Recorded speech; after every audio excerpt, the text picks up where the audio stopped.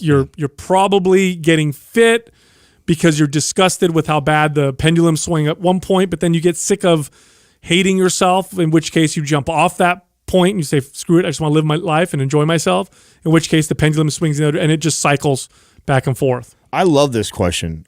Justin, you picked this question, yeah? Yeah. I really like this question because I've actually thought about this a lot, and more so than, and it's because it's funny, it's exactly what Sal brought up, right? Yeah. He's about to go into having a kid. I know that for sure I am not the fittest version of myself. But why I find it an interesting question and why I've thought about it a lot is because there are many different things that to measure health.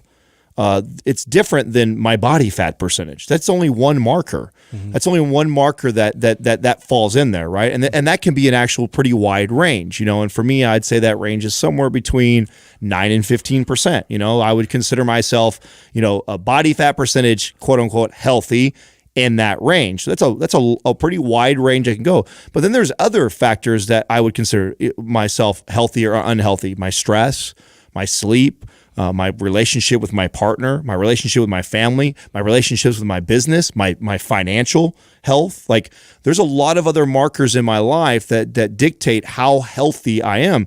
And it's kind of crazy because it's hard to say, like there's parts of me that actually think that I'm the healthiest I've ever been in my life right now.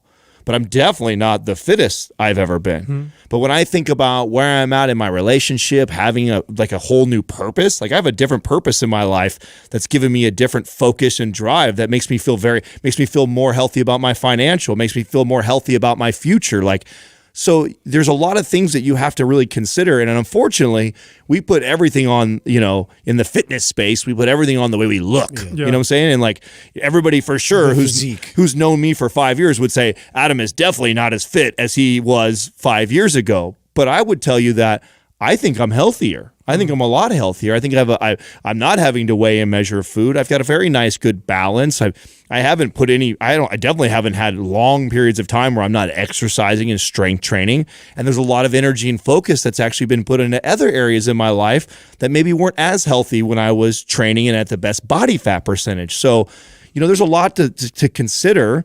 And so for all those things, I'm always kind of looking at any of them that I think they get out of. And just like the body fat percentage, there's a 9 to 15% range for my relationships. There's a 9 to 15% range for my family. There's a 9 to 15% range for my finances. Does that make sense? Like the pendulum swings, but like with body fat percentage, it's between 9 exactly. and 15%. Like let's talk about finances. Like there's parts of me that says, hey,